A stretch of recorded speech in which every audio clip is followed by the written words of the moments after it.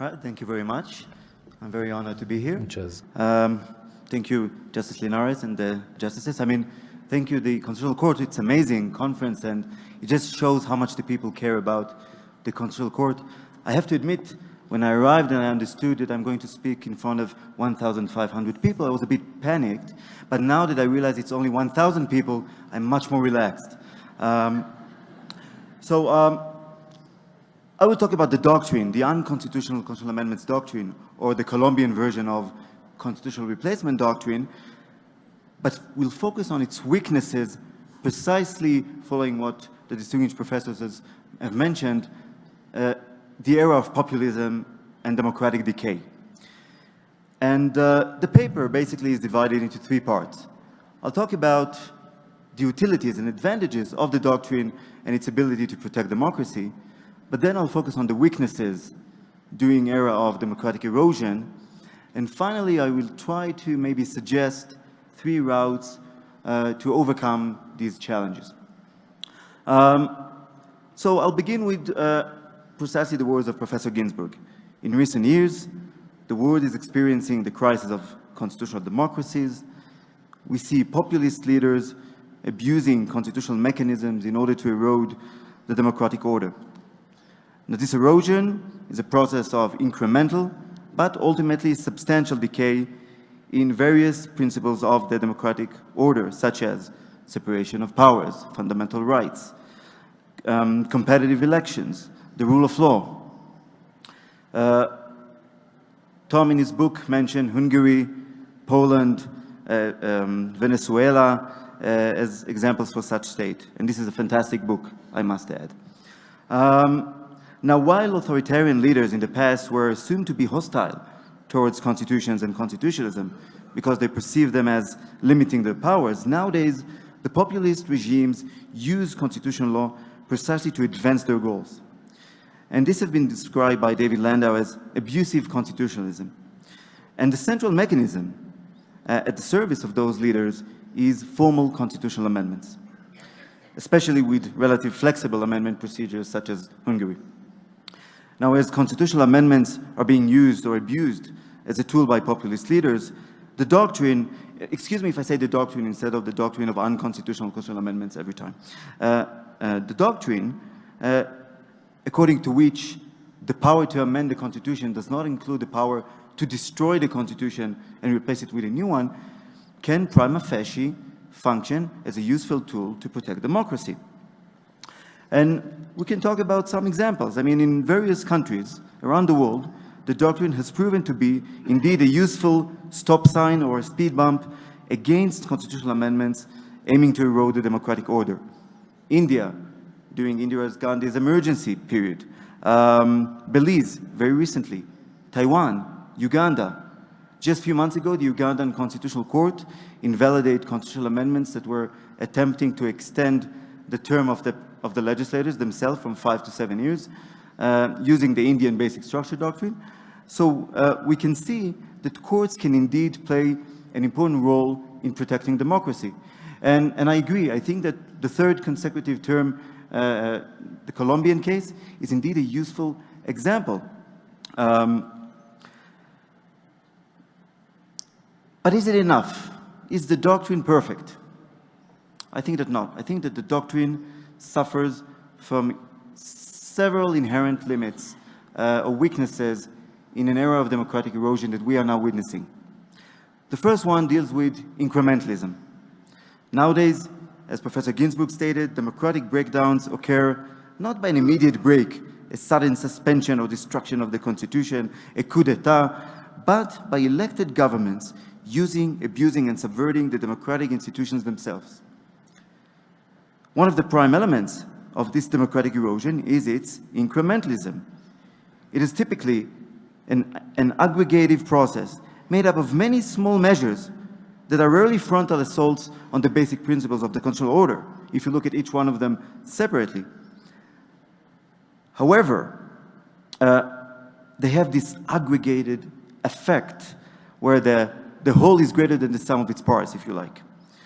And I think that this is why it is very difficult to spot democratic erosion. After all, there are no tanks in the streets.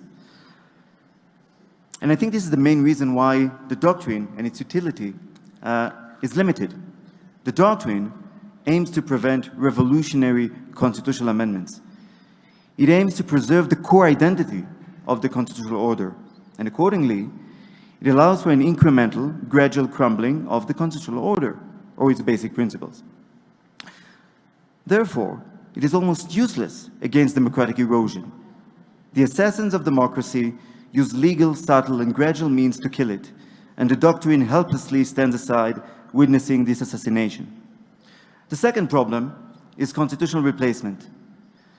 The doctrine rests on a distinction between original constituent power and derived constituent power, a more limited amendment power, a secondary power that is derived from the Constitution itself. And the doctrine limits only the amendment power. It does not limit, and conceptually cannot limit, the original constituent power, which is considered to be an extra-constitutional power. What this means is that now leaders have another tool to circumvent the doctrine by completely replacing the Constitution with a new one. Take, for example, Hungary again. When Viktor Orban won the elections and got the two-thirds majority it needed to amend the Constitution, it did not simply amend the Constitution, it completely replaced the Constitution with a new fundamental law. A new Constitution overcomes the doctrine. And the third inherent problem is court packing or court capturing. The doctrine shifts the locus of constitutional change from those political authorities to the judiciary. And the problem is that in the era of populism, politicians realize that the ultimate decision regarding constitutional change rests with the judges. Then courts are threatened or packed in ways that make the doctrine useless. Just think of Venezuela, Turkey, Hungary, and Poland. The ability to pack the court and control it severely undermines the utility of the doctrine. But it's even worse, as we've just heard from Professor Ginsburg, not only that the doctrine is useless, but it is even worse. It is a powerful tool that can override constitutional provisions, and with the captured court, this powerful judicial mechanism is now at the hands of the political leaders, providing them a powerful tool to perpetuate their stay in power. And you can consider recent examples from Nicaragua, Bolivia, and as we've heard, Honduras, where courts held that the presidential term limits are themselves unconstitutional for violating basic constitutional rights, such as the right to be elected and the right to vote. So the doctrine provides leaders a legal tool to override constitutional limitations on their powers. So not only that the doctrine may fail to block changes that undermine the democratic order, but it may even promote them. Which brings me to the final and third part of the presentation. So what do we do? And I would like to open a discussion on three possible routes for overcoming these challenges. First, I would like to propose an aggregated judicial review of amendments. Even if each of the constitutional amendments on its own does not substitute the Constitution, the incremental aggregation of events produces a cumulative effect, where again the whole is greater than the sum of its parts, leading eventually to a wide risk to the constitutional order. And the time has come, I think, to consider an aggregated form of judicial review of amendments. In other words, we may ask ourselves why the court should not take into consideration all prior constitutional changes, in addition to the single amendment it is now reviewing. In other words, what is needed is an aggregated doctrine that would allow courts to review a specific amendment, but together with the surrounding legal environment with which it interacts. And I think I have time. Yeah, I have time. So I think that the Colombian case on the third term does precisely this. If you think about it like a mathematician, the court allows a second term, let's say plus 4 years. The court reviews it, says that it's perfectly fine, no problem, this is not a replacement. But then we have another attempt to amend the Constitution, another plus 4. If we use the same math, it is fine, it is not a replacement. Another term is not a replacement. But no, the court, whether it does it knowingly or not, uses this aggregated doctrine, saying that a third term in an aggregated manner would amount to a replacement. Why? Because it would empty the content of term limit. The second proposal is that we need to reconsider the automatic immunity we give to constitutional replacement from judicial review. We need to develop a theory about restrictions on constitutional replacement that may be enforced by judicial review, such as the African Constitutional Court certification case.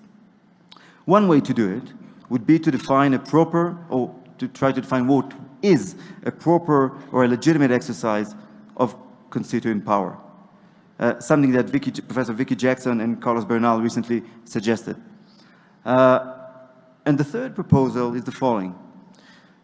I think that a special attention should be given to amendments affecting judicial independence. And here I have to admit, I've changed my mind. I'm not that old, but I've already changed my mind. In my book, I claimed that courts should be especially restrained when dealing with constitutional amendments that deal with the judiciary. Why? Because this would seem like a misuse of the doctrine in order to protect their own self-interest. So I said courts should be restrained. I'm starting to reconsider this. I think, and I ask you to reconsider this, perhaps in a democratic erosion context, courts should be especially strict in protecting their independence, precisely in order to protect the constitutional order in its entirety. Because capturing the court would be the first move in this, we can say, battle against democracy. So if we protect the court and if we protect the independence of the court, then it will be easier for the court to protect other constitutional principles. And I think that recent examples from India and Bangladesh may be useful in this respect, and I'm happy to elaborate on that in the discussion. So I would like to conclude. I'm a big supporter of the doctrine. I think that the doctrine rests on a very solid theoretical ground. The amendment power is not an absolute omnipotent power, no. It is a delegated power given to a constitutional organ with a specific task to amend the Constitution. This is a fiduciary power, and it acts as trust. It acts as a trustee of the people. Nonetheless, I think we need to reconsider the doctrine and its utility. I think we need to reconsider some basic assumptions. Instead of using the doctrine in order to protect against revolutionary constitutional amendments that would establish an authoritarian regime, we need to adapt the doctrine to existing constitutional practices that actually utilize incremental and subtle amendments to gain control of the judiciary and eventually to dismantle the democratic order. Muchas gracias.